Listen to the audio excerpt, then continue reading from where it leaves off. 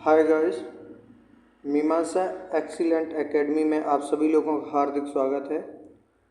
आज मैं आपके लिए एनसीईआरटी बेस्ड संविधान के कुछ महत्वपूर्ण एक थ्योरी के रूप में जिससे प्रश्न बनते हैं, उससे महत्वपूर्ण प्रश्नों के साथ जो कि इस वीडियो के अंत में प्रश्नों की श्रृंखला भी लाएंगे। और इसमें हम लोग एक थ्योरी के रूप में समझेंगे कि पॉलिटिकल जो साइंस है उसमें संविधान क्या है, संविधान क्यों लागू किया गया, कैसे हुआ और संविधान किसे कहते हैं, इसमें संविधान की क्या आवश्यकता होती है हमारे समाज के लिए, इससे संबंधित हम आपको आज बताएंगे। और ये एक ऐसा टॉपिक है जो किसी भी कंपटीशन एग्ज़ाम की प्रिपरेशन आप करेंगे जिसमें आपको सहायक होगा। और समाज में इन रूलों के जो संविधान में दिया है उनके अकॉर्डिंग सभी समाज उस कानून एक नियम के अनुसार चलते हैं। तो हम अभी इसी में पढ़ेंगे। जैसे कि कोई भी खेल होता है, फुटबॉल, क्रिकेट, सभी में रूल्स फॉलो होते हैं कि नहीं, अगर एम्पायर जो भी निर्णय देता है तो उसे सम्मान होगा और ये वो अगर आउट देता है तो आउट। इसी प्रकार से समाज में भी संविधान की ज़रूरत पड़ती है। तो हम देखते हैं संविधान में क्या क्या है और क्यों ज़रूरत पड़ी है, तथा जो संविधान है उसकी क्या भूमिका रही है, इसमें कितने लोगों की जो कमेटी थी, समूह बना हुआ था, इस प्रकार की जो बातें होती हैं वो सभी हम इसी वीडियो में आपके लिए लाए हैं। आप लोग इसे ध्यान से समझें और पूरा वीडियो अंत तक ज़रूर देखें, बहुत ही इम्पोर्टेंट है और महत्वपूर्ण भी है। हम चलते हैं अब भारतीय संविधान की ओर। कॉन्स्टिट्यूशन ऑफ इंडिया की जो संविधान है वो क्यों लागू किया गया तथा भारतीय संविधान की मुझे क्या ज़रूरत है समाज में। और सबसे बड़ी बात हम लोग जान लेते हैं कि संविधान किसे कहते हैं।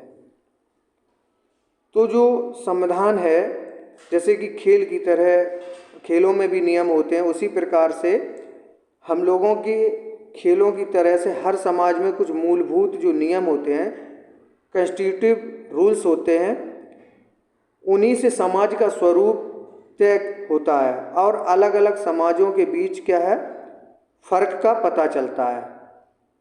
ठीक, बड़े समाजों में क्या होता है, कई अलग अलग समुदाय भी होते हैं और एक साथ रहते हैं, वहाँ नियमों को आम सहमति के जरिए तय किया जाता है तथा आधुनिक देशों में यह सहमति आमतौर पर लिखित रूपों में पाई जाती है। जैसे जिस दस्तावेज में हम ऐसे नियम, यानी जिस दस्तावेज में ऐसे नियम मिलते हैं उसी को हम क्या कहते हैं, संविधान कहते हैं। और संविधान हमारे समाज के लिए, छोटे या बड़े समाज के लिए सबसे महत्वपूर्ण है।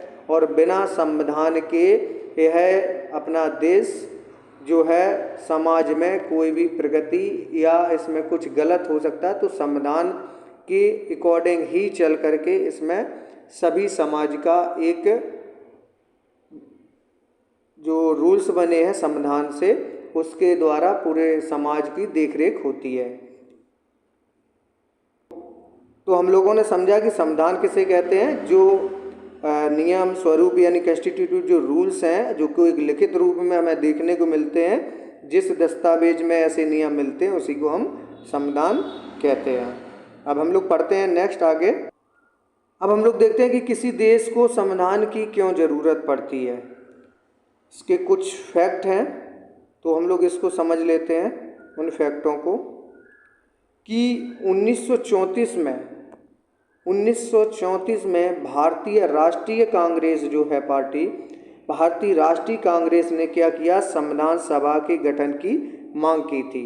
ये हमारा इम्पोर्टेंट है, हम इसको समझेंगे कि जैसे प्रश्न बनता है कि संविधान सभा के गठन की मांग किसने और कब की थी, तो भारतीय राष्ट्रीय कांग्रेस ने 1934 में पहली बार मांग की थी कि संविधान सभा की गठन किया जाए संविधान का, और यह अधिकृत नीति में शामिल किया गया। यानी 1934 में भारतीय राष्ट्रीय कांग्रेस ने संविधान सभा के गठन की मांग की और पहली बार अपनी अधिकृत नीति में शामिल किया। उसी दौरान केवल भारतीयों को लेकर बनने वाली एक स्वतंत्र संविधान सभा की यह मांग दूसरे विश्व युद्ध के दौरान, यानी जो द्वितीय विश्व युद्ध के दौरान और तेज हो गई थी। तो अंततः यानी दिसंबर 1946 में संविधान सभा का गठन किया गया। 1934 में भारतीय राष्ट्रीय कांग्रेस ने संविधान सभा के गठन की मांग की थी और दिसंबर 1946 में संविधान सभा का गठन किया गया। हम लोग देखते हैं कि दिसंबर 1946 में जो संविधान सभा का गठन किया गया, तो दिसंबर 1946 से नवंबर 1949 के बीच संविधान सभा ने एक स्वतंत्र भारत के लिए नए संविधान का प्रारूप तैयार किया था। कब? दिसंबर 1946 से नवंबर 1949 के बीच, यानी दिसंबर 1946 से शुरू हुआ और नवंबर 1949 के बीच में संविधान सभा ने क्या किया था, एक स्वतंत्र भारत के लिए नए संविधान का एक प्रारूप तैयार कर लिया था। उसके बाद 150 साल की अंग्रेजी, यानी जो अंग्रेजी साम्राज्य था, उस समय भारतीयों को आखिरकार अपनी नियति और भविष्य तय करने का मौका नहीं मिलता था, क्योंकि अंग्रेजी सरकार का हुकूमत चलता था और उस समय संविधान सभा के सदस्यों ने एक स्वतंत्रता संघर्ष से उपजे महान आदर्शों ने अपने देश को आज़ाद कराया और इस काम को गंभीरता से अंजाम दिया।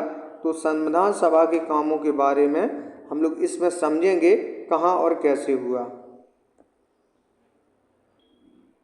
वैसे अगर आज की दुनिया में देखा जाए तो प्रत्येक देश, जो भी जितनी भी कंट्रियां हैं, सभी के पास अपना एक स्वयं का एक संविधान है, जिसके द्वारा वहाँ का पूरा देश उन नियमों का पालन करता है और उसके द्वारा सुचारू रूप से चलाया जाता है।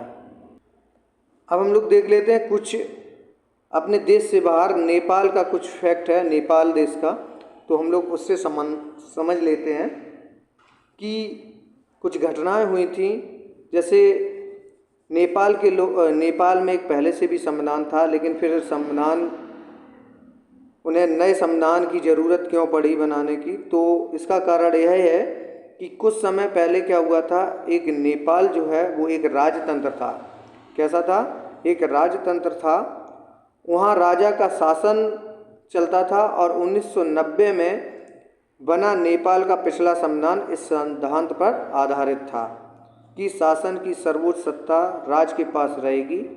लेकिन नेपाल के कई लोग कई दशक से लोकतंत्र की स्थापना के लिए जन आंदोलन चला रहे थे। इसी संघर्ष के फलस्वरूप 2006 में आखिरकार उन्होंने क्या हुआ, राजा की सत्ता को खत्म करके एक कामयाबी मिली और उन्होंने एक लोकतंत्र रास्ते को चुना, जिससे वहाँ एक नया संविधान बना और उस संविधान को वो अपना आदर्श मानने लगे और पहले वाले संविधान को आदर्श नहीं मानते थे, जो वे नेपाल के लिए चाहते थे वे और जिनके लिए वो लड़ते थे। नेपाल में लोकतंत्र के लिए कई जन संघर्ष किए गए थे। 1990 में हुए संघर्ष के बाद लोकतंत्र की स्थापना हुई थी, यानी नेपाल में 1990 में लोकतंत्र की स्थापना हुई थी और यह लोकतांत्रिक जो व्यवस्था है वो 2002 तक यानी 12 साल कामयाब रही। अक्टूबर 2002 में राजा ज्ञानेंद्र ने गांवों में माओवादी संगठनों के बढ़ते प्रभाव का बहाना बनाकर सेना की मदद से सरकार के विभिन्न कामों को अपने कब्जे में लेना शुरू कर दिया था। फरवरी 2005 में क्या हुआ कि जो राजा ने शासन की बागडोर पूरी तरह अपने हाथों में ले ली थी, यानी जो नया संविधान बन गया था 1990 में, जो कि 2002 तक चला और वहाँ के जो राजा ज्ञानेंद्र थे उन्होंने फिर अपनी बागडोर अपने हाथ में ले ली, पूरे देश में संविधान की नींव खत्म की और नवंबर 2005 में माओवादियों ने अन्य राजनीतिक दलों के साथ एक 12वीं सूत्री समझौते पर दस्तखत किए और इस समझौते में आम लोगों को लोकतंत्र और अमन चैन बहाल होने की उम्मीद दिखाई दे रही थी। यानी 2005 में पुनः फिर एक संघर्ष हुआ और संघर्ष लोकतंत्र के लिए हुआ था और यह जन आंदोलन जो था वो 2006 तक अपने शिखर पर पहुंच चुका था और आखिरकार अप्रैल 2006 में राजा को तृतीय संसद बहाल करके राजनीतिक दलों को सरकार बनाने का मौका देना पड़ा तथा 2007 में नेपाल ने अंतरिम संविधान बनाया और उसके मुताबिक शासन चलाया। 2006 में लोकतंत्र की मांग को लेकर चलने वाले जनांतरिक आंदोलन को ख़त्म किया गया। समझते हैं कि 1990 में संघर्ष के बाद एक लोकतंत्र की स्थापना हुई थी और वह 2002 तक चली, यानी 12 साल तक कामयाब रही। लेकिन ज्ञानेंद्र एक राजा नाम के जो आए, उन्होंने 2002 से उन्होंने हस्तक्षेप किया। उसके बाद फरवरी 2005 से फिर माओवादी ने एक संघर्ष किया और संघर्ष करने के बाद 2006 में वे अपने शिखर तक पहुँचे और लगभग 2007 में एक नया संविधान लास्ट में बन करके पुनः तैयार हो गया था। ये था नेपाल के राज्य का संविधान की किस प्रकार से खत्म हुआ, किस प्रकार से शुरू हुआ था। अब हम लोग आगे पढ़ते हैं। लोकतंत्र में होता क्या है कि जैसे शासन की बागडोर जब राजा और मंत्रिपरिषद के हाथ में रहती है, उसी प्रकार वो क्या करते हैं, अपने अनुसार चलाते हैं। लेकिन लोकतांत्रिक शासन पद्धति या राज्य व्यवस्था चुनी हुई होती है, तो वह निर्णय प्रक्रिया के नियम तथा तय करने में संविधान बहुत अहम भूमिका निभाता है। जैसा कि लोकतंत्र में हम अपने नेता को खुद चुनते हैं ताकि हमारी ओर से वे सत्ता का जिम्मेदारी के साथ इस्तेमाल कर सकें। हमारा भारतीय संविधान जो है वो कहता है कि धर्म, नस्ल, जाति, लिंग और भेद और जन्म स्थान के आधार पर देश के किसी भी नागरिक के साथ भेदभाव नहीं किया जा सकता है और इस प्रकार समानता का अधिकार भारतीय संविधान में दिया गया है। यह एक मौलिक अधिकार के रूप में कार्य करता है। एक इम्पोर्टेंट फैक्ट है कि किस परिस्थिति में मंत्री को अपनी सत्ता के दुरुपयोग का दोषी कहा जाएगा, यानी कोई भी मंत्री है तो वो अपने सत्ता का दुरुपयोगी का दोषी कब माना जाता है, जब वह ठोस तकनीकी कारणों से अपने मंत्रालय की किसी परियोजना को नामंजूर कर देता है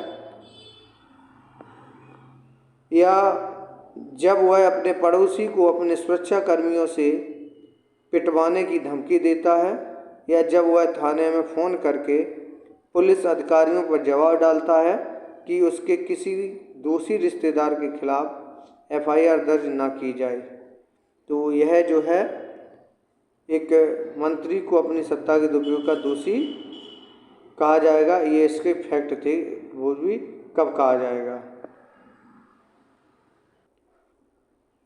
अल्पसंख्यकों पर बहुसंख्यकों की इस निरंकुशता या दबदबे पर प्रतिबंध लगाना भी एक संविधान का ही महत्वपूर्ण कार्य है, क्योंकि यह जो दबदबा है एक समुदाय द्वारा दूसरे समुदाय के ऊपर भी हो सकता है, जिसे अंतर सामुदायिक यानी इंटर कम्युनिटी कहते हैं, इंटर कम्युनिटी वर्चस्व कहते हैं, या फिर एक ही समुदाय के भीतर कुछ लोग दूसरों को दबा सकते हैं, जिसे हम अंतर सामुदायिक इंट्रा कम्युनिटी वर्चस्व कहते हैं।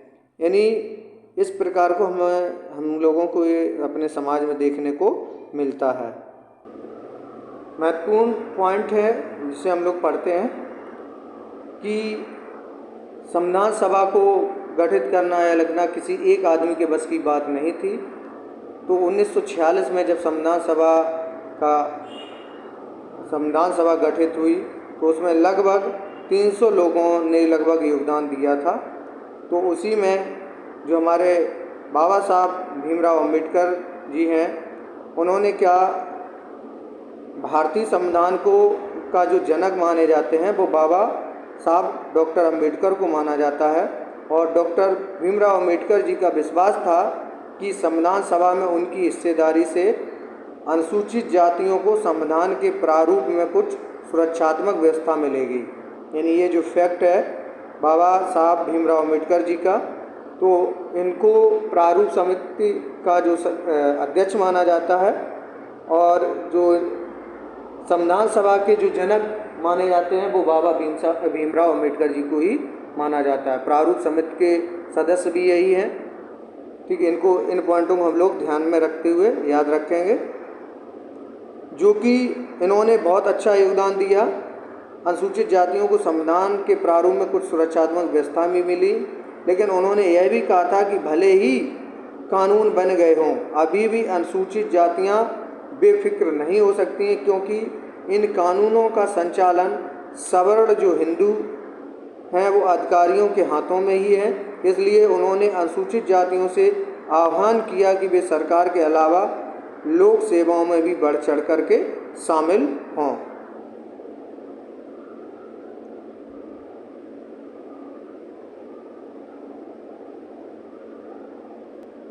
एक कथन है जो हम लोग याद रखेंगे, कभी कभी ये पूछ दिया जाता है कि जब संविधान सभा ने सार्वभौमिक वयस्क मताधिकार के, इस पॉइंट को हम लोग ध्यान से समझेंगे, कि जब संविधान सभा ने सार्वभौमिक वयस्क मताधिकार के सिद्धांत को स्वीकृति दी तो क्या हुआ था कि जो सभा के सदस्य A.K. अय्यर थे, उन्होंने कहा था कि यह कदम जो है आम आदमी और लोकतांत्रिक शासन की सफलता में गहरी आस्था का द्योतक और इस विश्वास पर आधारित है कि वयस्क मताधिकार के जरिए लोकतांत्रिक सरकार की स्थापना ज्ञानदेह लाएगी और यह आम आदमी के कुशल क्षेम जीवन स्तर, सुविधा और बेहतर जीवन स्थिति को प्रोत्साहन भी देगी। इस प्रकार से एक कथन कहा था, और किसने कहा था?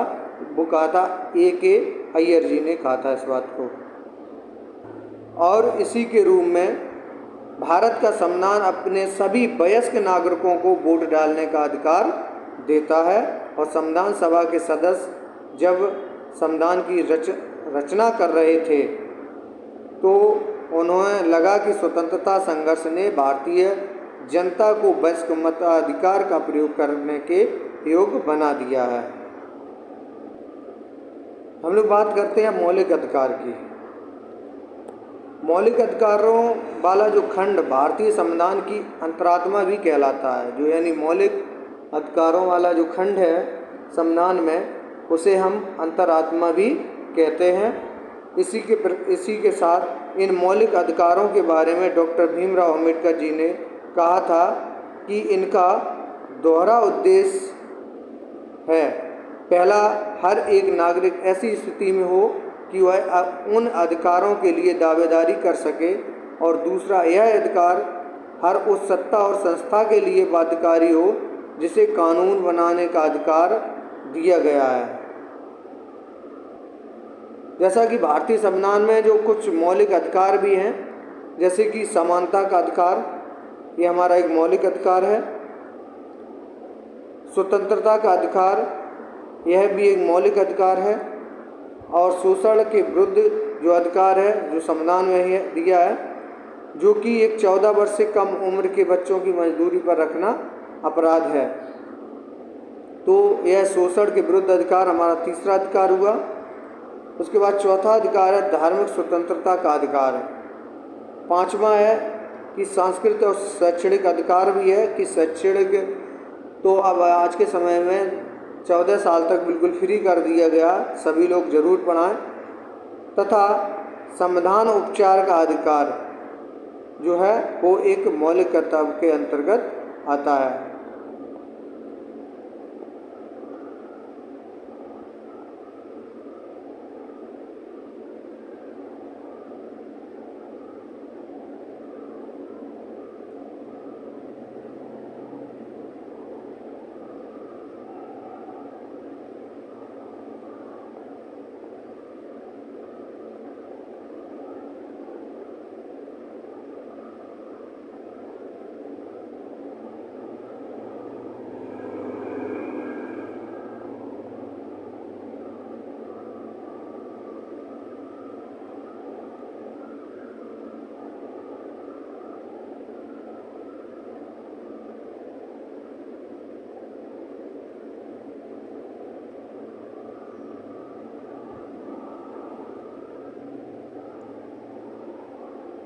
हम लोग अब देखते हैं कि संविधान एक प्रति पर हस्ताक्षर करते हैं। इस फोटो के माध्यम से हम लोग समझते हैं।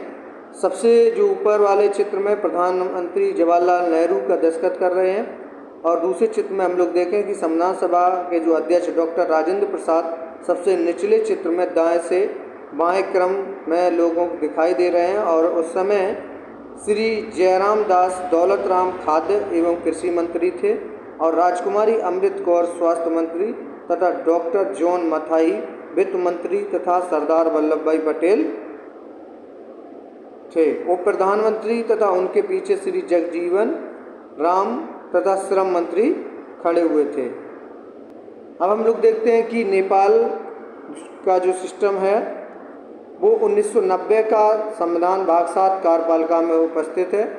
अंतरिम 35 कार्यकारी शक्तियाँ नेपाल अधिराज्य के कार्यकारी शक्तियाँ एवं महामहिम नरेश एवं मंत्रिपरिषद में नियत होती हैं। और 2007 में जब अंतिम नेपाल का संविधान लागू हुआ, यह भाग 5 कार्यपालिका में, तो अनुच्छेद 37 कार्यकारी शक्तियाँ नेपाल की कार्यकारी शक्तियों के मंत्रिपरिषद में निहित होगी।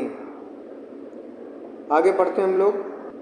संविधान में कुछ फैक्ट दिए गए हैं शिक्षा से संबंधित, जैसे एक स्कूल में 30 शिक्षक और उनमें से 20 पुरुष हों। एक शहर में 5% लोग बौद्ध धर्म को मानते हैं। 5% एक कारखाने में भोजनालय में 80% कर्मचारी शाकाहारी हैं, तथा 5% कारखानों की कक्षा में 40 विद्यार्थी संपन्न परिवारों से हैं। इस प्रकार से कुछ महत्वपूर्ण फैक्ट थे।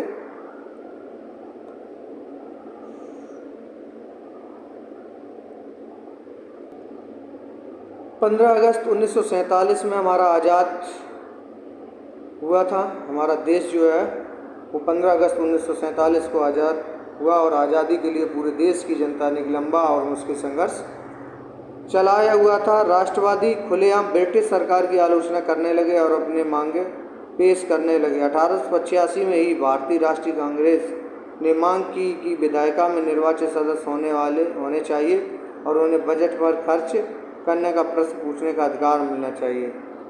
और 1909 में बने गवर्नमेंट ऑफ इंडिया मिशन कुछ एक्ट के तहत कुछ हद तक निर्वाचित प्रतिनिधित्व की व्यवस्था की मंजूरी दी गई।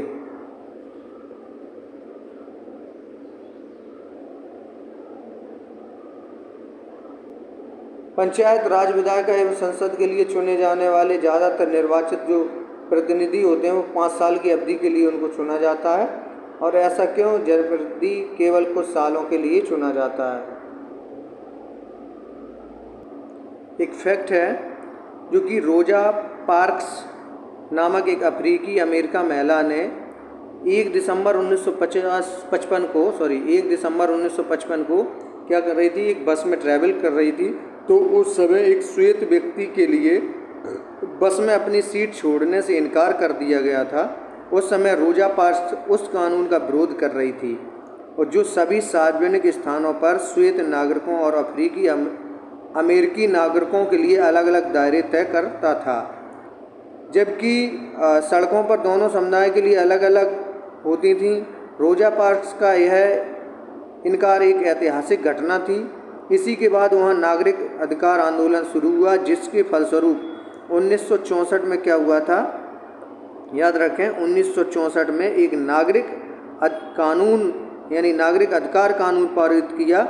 और इस कानून के जरिए क्या हुआ, संयुक्त राज्य अमेरिका में नस्ल, धर्म या राष्ट्रीयता के आधार पर किसी भी धर्म के भेदभाव को गैर कानूनी घोषित कर दिया गया। ठीक है, इसको याद रखना। 1964 में नागरिक अधिकार कानून पारित किया गया था, और कहाँ किया गया था? संयुक्त राज्य अमेरिका में पारित किया गया था। अब हम लोग पढ़ते हैं, चलते हैं नेक्स्ट। अब हम लोग पढ़ेंगे न्यायपालिका से संबंधित कि अपने देश की न्यायपालिका कैसे कार्य करती है और इसकी भूमिका क्या है।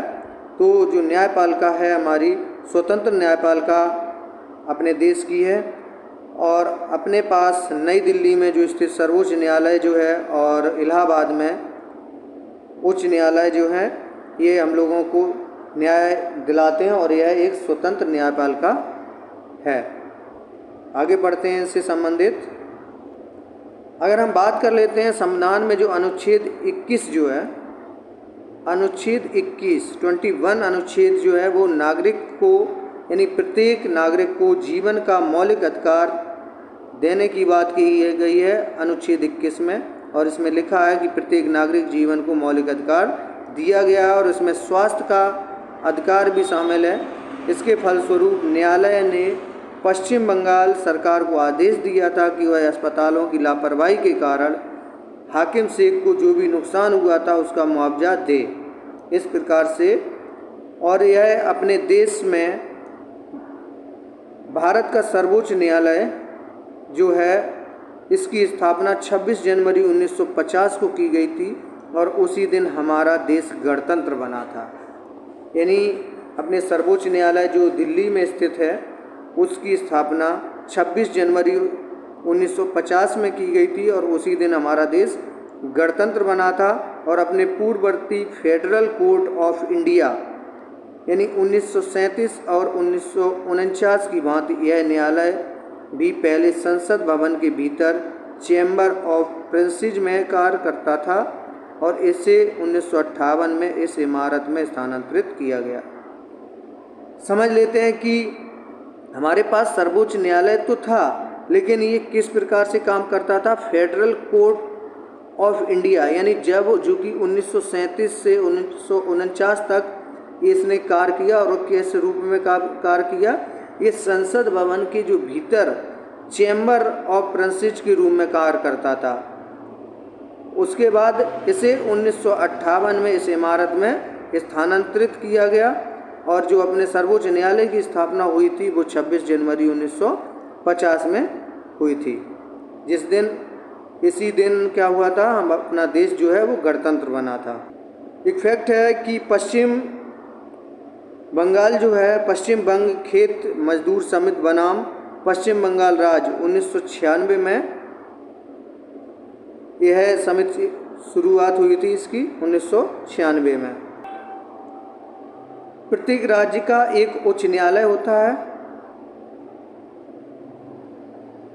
प्रत्येक राज्य में एक उच्च न्यायालय होता है, या हम इससे पहले समझ लेते हैं कि अपने राज्य की सबसे ऊंची अदालत जो होती है वो एक उच्च न्यायालय होता है और उसके बाद उच्च न्यायालयों से ऊपर जो न्यायालय होता है वो होता है सर्वोच्च न्यायालय, जो कि यह देश की सबसे बड़ी अदालत है। और सर्वोच्च न्यायालय अपना नई दिल्ली में स्थित है। देश के जो मुख्य न्यायाधीश सर्वोच्च न्यायालय के मुखिया होते हैं। सर्वोच्च न्यायालय के फैसले देश के लिए बाकी सारी अदालतों को मान्य होते हैं। कोई भी अदालत हो, चाहे वो जिला स्तर की अदालत हो, चाहे वो प्रदेश लेवल की अदालत हो, सभी को सुप्रीम कोर्ट के आदेश मानना पड़ते हैं। महत्वपूर्ण फैक्ट है कि उच्च न्यायालयों की जो स्थापना है सबसे पहले 1862 में एक कलकत्ता, बम्बई और मद्रास में की गई थी। ये तीनों जो थे प्रेसिडेंसी शहर थे, यानी उच्च न्यायालय की 1862 में, सर्वोच्च न्यायालय नहीं, याद रखना, उच्च न्यायालय 1862 में की गई थी। कहाँ की गई थी? कलकत्ता, बम्बई और मद्रास में की गई थी। और उस समय ये जो तीनों शहर थे वो कैसे थे? प्रेसिडेंसी थे। दिल्ली उच्च न्यायालय का गठन 1966 में हुआ था और आज देश भर में लगभग 21 उच्च न्यायालय हैं, जो बहुत सारे राज्यों के अपने उच्च न्यायालय स्वयं के हैं, जबकि पंजाब और हरियाणा एक ऐसा साझा उच्च न्यायालय है जो यह चंडीगढ़ में स्थित है। यानी पंजाब और हरियाणा की बात करें हम तो इसका जो उच्च न्यायालय है वो चंडीगढ़ में स्थित है।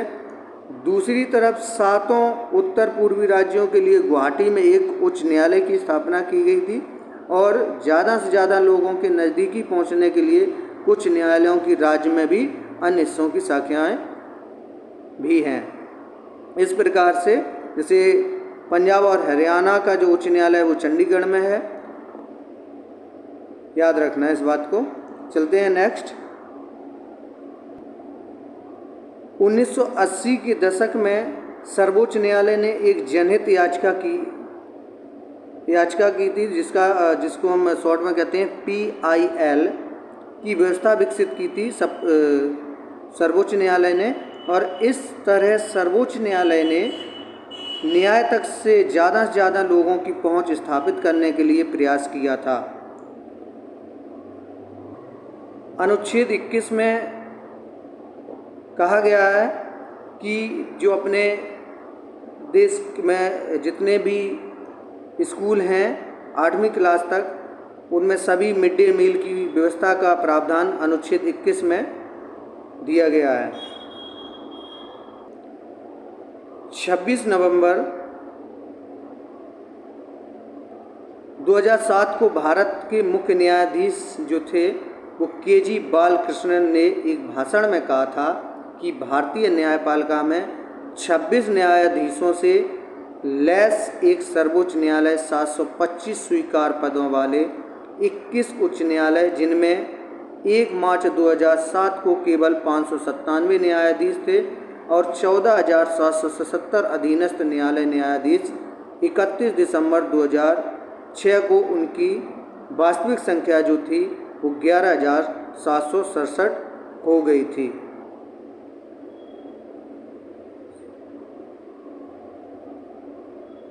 अब हम लोग समझ लेते हैं कुछ कानूनी कार्रवाई से संबंधित।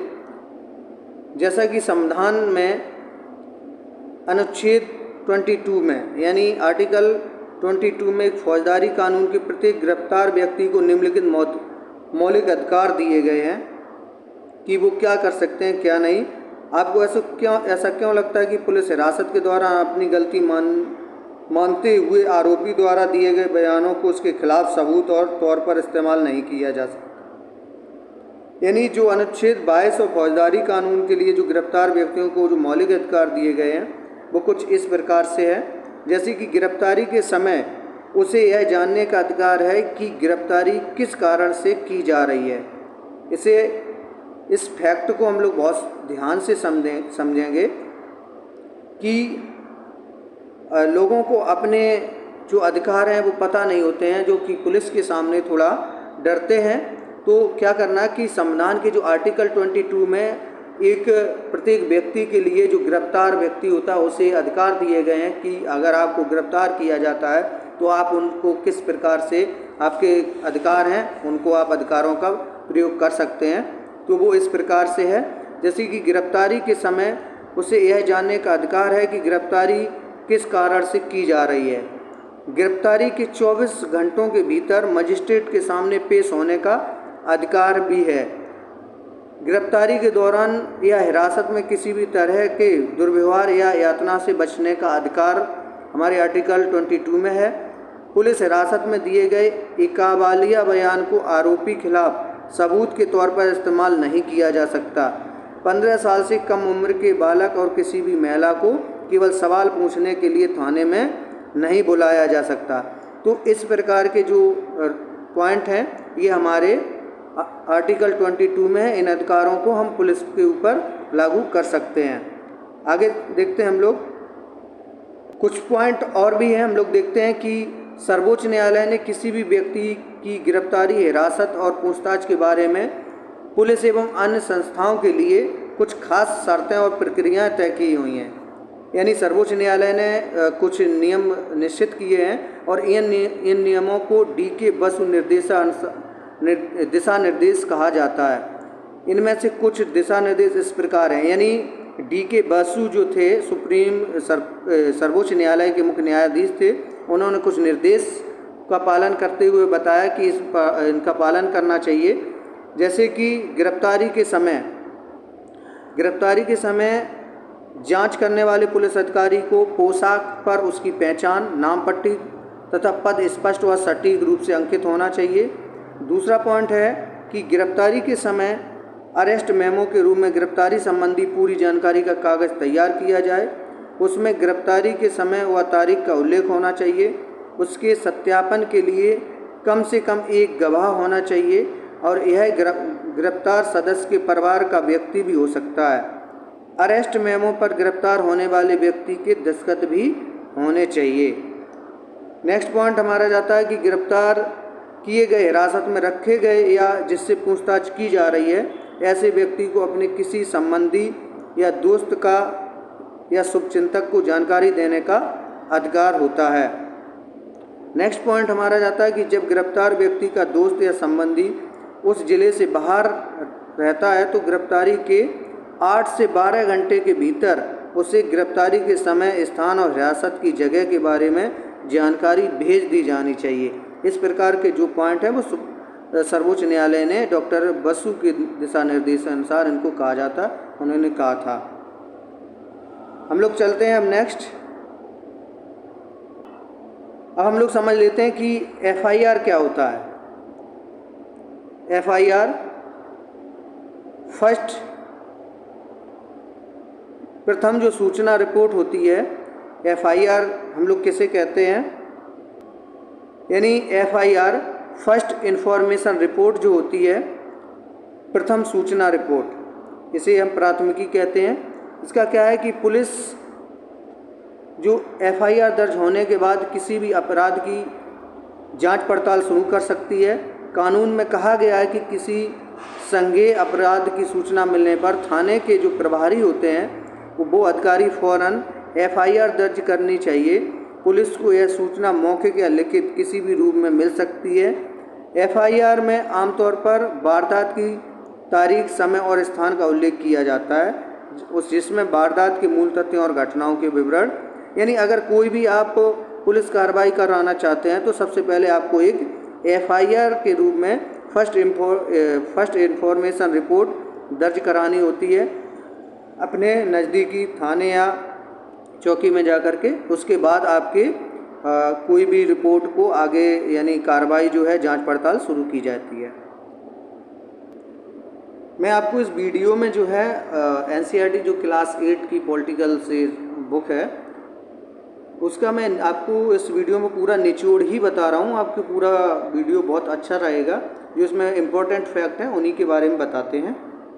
कि एक फैक्ट और आता है कि जो झारखंड और आसपास के इलाकों के जो आदिवासी लोग हैं 1830 के दशक से ही बहुत बड़ी संख्या में भारत और दुनिया के जो अन्य इलाके जैसे होते हैं मॉरिशस, कैरिबियन और यहाँ तक कि ऑस्ट्रेलिया भी जाते रहे हैं। भारत का चाय में जो उद्योग है वो असम में सबसे ज़्यादा देखने को मिलता। उनके श्रम के बूते ही अपने पैरों पर खड़ा हो गया था और आज अकेले असम में 70 लाख जो आदिवासी हैं इस विस्थापन की कहानी का भीषण कठिनाइयों का यातना, विरह और मौत की कहानी रही है उनकी। 19वीं सदी में इन पलायनों के कारण 5 लाख आदिवासी मौत के मुंह में जा चुके थे। तो झारखंड और असम के झारखंड के आसपास लोग जो हैं उन्होंने बहुत मेहनत की थी। चलते हैं नेक्स्ट, आगे बताते हैं। एक छोटा सा फैक्ट है कि उड़ीसा के जो कालाहांडी जो जिला है उसमें न्यामगिरी पहाड़ी है। कहाँ पर? उड़ीसा के कालाहांडी जिले में न्यामगिरी नाम की एक पहाड़ी है और उस पहाड़ी में एक डोंगरिया कोड नामक की एक आदिवासी जो समुदाय है वो निवास करता है, यानी उनका इलाका है। और न्यामगिरी इस समुदाय का पवित्र पर्वत है। न्यामगिरी इस समुदाय का एक पवित्र पर्वत है और यह एक बड़ी एल्युमिनियम कंपनी यहाँ खान और शोधक संयंत्र रिफाइनरी लगाना चाहती है। यह योजना इस आदिवासी समुदाय को विस्थापित कर देगी। इस समुदाय के लोगों ने इस प्रस्तावित योजना का जमकर विरोध किया था, यानी सर्वोच्च न्यायालय में कंपनी के खिलाफ मुकदमा भी चल रहा था। यानी एक उड़ीसा के कालाहांडी जिले में एक न्यामगिरी नाम की एक पहाड़ी है और उसमें एक आदिवासी समुदाय रहता था जिसका नाम था डोंगरिया कोंड नामक का एक आदिवासी समुदाय था, जो कि उस पवित्र पर्वत पर एक रहता था। और यहाँ पर एक कंपनी आई थी जो कि एक अपनी एल्युमिनियम कंपनी का एक शोधक संयंत्र यहाँ लगाना चाहती थी, जो कि इन समुदायों को अलग करना चाहती। तो इसका एक सर्वोच्च न्यायालय में इसके खिलाफ एक मुकदमा भी दर्ज कराया गया था। एक जनगणना के आधार पर हम लोग देखते हैं कि 2001 के अनुसार तो जो 2001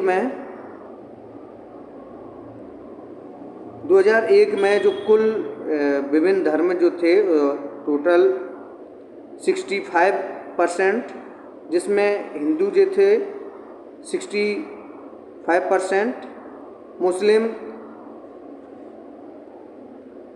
59% और ईसाई 80%, सिख 70%, बौद्ध 73% और जैन 94%। यानी जो इनकी विभिन्न धर्मों की साक्षरता दर है वो 2001 में इस प्रकार थी कि जो कुल साक्षरता दर है वो 65%, यानी जिसमें अगर हिंदुओं की बात की जाए तो उनकी 65% थी, मुस्लिम उसी टाइम पर 59%, ईसाई 80% और सिख 70%, बौद्ध 73% और जैन 94% जो है इनकी साक्षरता दर सबसे अधिक थी 2001 के अनुसार।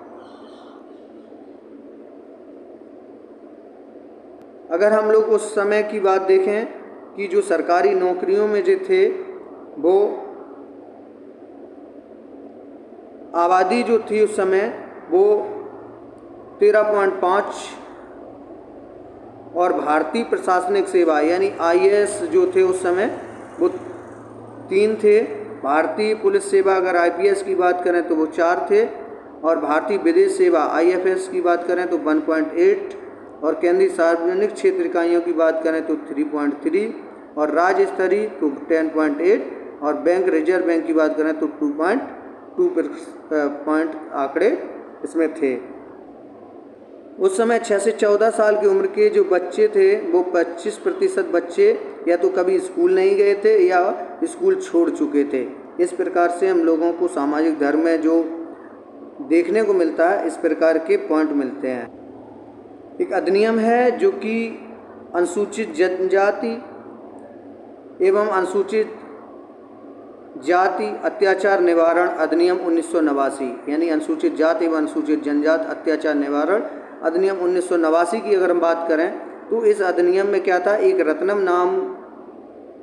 रत्नम ने अपने गांव में एक ऊंची जातियों द्वारा किए जा रहे भेदभाव और हिंसा का विरोध किया था। करने के लिए अनुसूचित जाति एवं अनुसूचित जनजाति अत्याचार निवारण अधिनियम के तहत शिकायत दर्ज कराई और वह कानून का सहारा लेकर आगे बढ़ी। तो यह कानून 1989 में दलितों तथा अन्य समुदायों के मांगों में जवाब में बनाया गया था। कौन सा? अनुसूचित जाति एवं अनुसूचित जनजाति के अत्याचार के निवारण के लिए अधिनियम 1989 बनाया गया था। इसको हम लोग ध्यान में रखते हैं कि अनुसूचित जाति यानी SC एक्ट जो था वो कब बना था? अधिनियम 1989 में। हम लोग अगर देखें तो इसमें अनुसूचित जनजाति या अनुसूचित जाति में जो पहले भेदभाव किया जाता था बहुत अधिक किया जाता था और उनके प्रति एक इंसानियत का नाता ना निभा करके एक राक्षसी रूप में कार्य किया जाता था, जो कि इस लेसन में अच्छे से दिया गया। लेकिन मैं आपको इम्पोर्टेंट ही फैक्ट आगे पढ़ाते हुए चलेंगे, थ्योरी आप लोग स्वयं से भी देख सकते हैं। इसमें जो इम्पोर्टेंट पॉइंट है वो आपको इस वीडियो में करेंगे क्योंकि वीडियो लंबी हो रही है। 1993 में सरकार ने एक एम्प्लॉयमेंट ऑफ मैनुअल स्कैवेंजर्स एवं कंस्ट्रक्शन ऑफ ड्राई लैंड्रीज एक्ट 1993 पारित किया गया था। यानी 1993 में एक एक्ट पारित किया गया था। उस एक्ट में सरकार ने क्या किया था? एम्प्लॉयमेंट ऑफ मैनुअल स्कैवेंजर्स एवं कंस्ट्रक्शन ऑफ ड्राई लैंड्रीज एक्ट पारित किया था 1993 में। यह कानून कैसा था? जो सिर पर मैला उठाने वालों को काम पर रखने वाले और सूखे शौचालयों के निर्माण पर पाबंदी लगाते थे। और उस समय क्या 2003 में सफाई कर्मचारी आंदोलन तथा 13 अन्य संगठनों व व्यक्तियों जिनमें 7 मैला ढोने वाले थे वे सर्वोच्च न्यायालय में एक जनहित याचिका उन्होंने दायर की थी इसके रूप में। हाल में ही केंद्र सरकार ने एक अनुसूचित जनजाति एवं अन्य परंपरागत वनवासी वन अधिकार मान्यता अधिनियम 2006 पारित किया। यानी 2006 जो अधिनियम है वो केंद्र सरकार ने अनुसूचित जनजाति एवं परंपरागत वनवासी वन अधिकार मान्यता अगर मान्यता की बात करें तो वो अधिनियम 2006 में पारित किया है। इसको हम लोग ध्यान रखें। इसमें क्या हुआ था कि इस कानून की प्रस्तावना में ही कानून जमीन और संसाधनों अन्य वन समुदायों के अधिकारों को मान्यता न देने के कारण उसके साथ ऐतिहासिक अन्याय को दूर करने के लिए इसे पारित किया गया था 2006 में।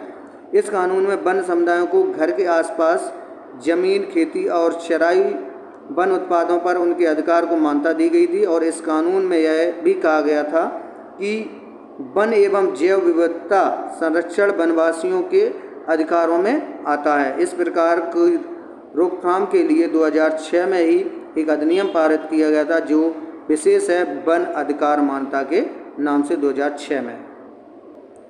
इससे संबंधित एक फैक्ट और भी है जो कि जल अधिकार का मतलब, एक पॉइंट दिया है कि जल अधिकार का मतलब है कि प्रत्येक व्यक्ति को व्यक्तिगत और घरेलू इस्तेमाल के लिए पर्याप्त, सुरक्षित, स्वीकार, भौतिक रूप से पहुंच के भीतर और सस्ती दर पर पानी मिलना चाहिए। यह किसने कहा था? संयुक्त राष्ट्र 2002 में इस बात को संयुक्त राष्ट्र ने कही हुई थी। आगे चलते हैं नेक्स्ट। अब हम लोग नेक्स्ट समझ लेते हैं कि कानून और सामाजिक न्याय, इससे संबंधित जो महत्वपूर्ण पॉइंट हैं उनको हम लोग समझते हैं। बाल मजदूरी अधिनियम की बात करते हैं तो सन 2001 में की जनगणना के अनुसार देखा गया था कि अपने जो भारत देश में 5 से 14 साल की ही बच्चे के जो उम्र के बच्चे थे 1.2 करोड़ बच्चे लगभग, जो कि विभिन्न व्यवसाय और नौकरी करते थे। इसमें क्या हुआ था कि बहुत सारे बच्चे खतरनाक व्यवसायों में उस समय यानी खतरनाक व्यवसायों में लगे हुए थे, जिससे बहुत ही बच्चों को नुकसान होता था। उस समय गवर्नमेंट ने 2006 में एक बाल मजदूरी रोकथाम के लिए एक अधिनियम लागू किया गया था, जिसमें उन्होंने लागू किया कि 14 साल से कम उम्र के बच्चों को घर, ढाबों या रेस्तरां में, चाय दुकानों आदि में नौकरी पर रखने की प्रथा पर पाबंदी लगा दी 2006 में। और बाल मजदूरी रोकथाम अधिनियम में संशोधन, यानी 2006 में अधिनियम में संशोधन कर दिया था उन्होंने। और उस संशोधन में प्रावधान किया गया कि इतने छोटे बच्चों को नौकरी पर रखना एक गंभीर अपराध है। अगर कोई इस कानून का उल्लंघन करता है तो उसे 3 माह से और या 2 साल तक जेल की सज़ा होगी और 10,000 से 20,000 तक जुर्माना भी देना पड़ सकता है। और वर्तमान में अभी तक जो महाराष्ट्र, कर्नाटक और तमिलनाडु, केवल इन्हीं 3 सरकारों ने ऐसी योजनाएं प्रकाशित की जो इस कानून में पारित होने के 1 साल बाद से भी ज़्यादा समय बाद आज 74% घरेलू बाल मजदूर 16 साल से कम उम्र के हैं। चलते हैं नेक्स्ट।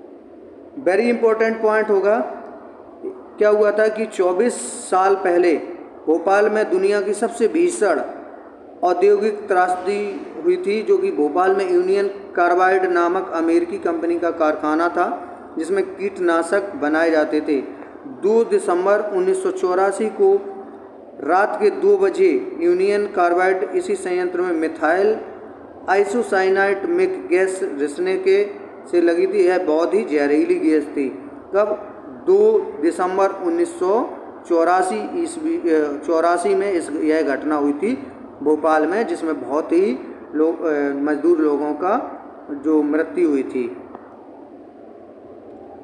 इस दुर्घटना की चपेट में आने वाले अजीजा सुल्तान तकरीबन 12:30 बजे मुझे अपने बच्चे की तेज खांसी की आवाज़ सुनाई दी थी। उस समय ये धुआं के कारण इसमें मजदूरों की मौत हुई थी, जिसमें 3 दिन के भीतर लगभग 8,000 से ज़्यादा लोगों की मौत मुंह में इसका धुआं जाने के कारण हुआ था।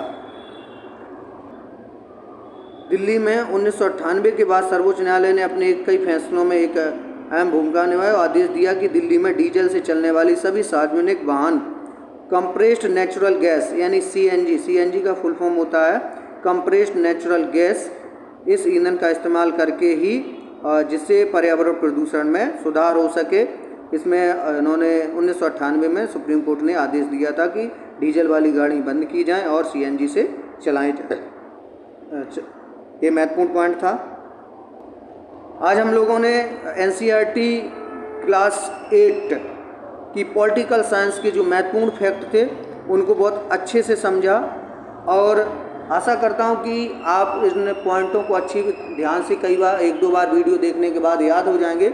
और जो भी इम्पोर्टेंट पॉइंट थे वो मैंने आपको इसमें बताए और इसी में से आपको एक ना एक प्रश्न अगर इससे पूछा जाता तो आपको ज़रूर मिलेगा। मेरे द्वारा जो पॉइंट बताए गए वो सभी इम्पोर्टेंट हैं, तो इस वीडियो को पूरा देखें और अगर एक बार में नहीं समझ में आता तो दूसरी बार देखें। और इस हमारे चैनल को मीमांसा एक्सीलेंट एकेडमी को आप लोग ज़रूर सब्सक्राइब करें और ऐसे ही वीडियो देखने के लिए नोटिफिकेशन को बेल आइकन दबाएं। और अब मिलते हैं नेक्स्ट वीडियो में, तब तक के लिए जय हिंद जय भारत।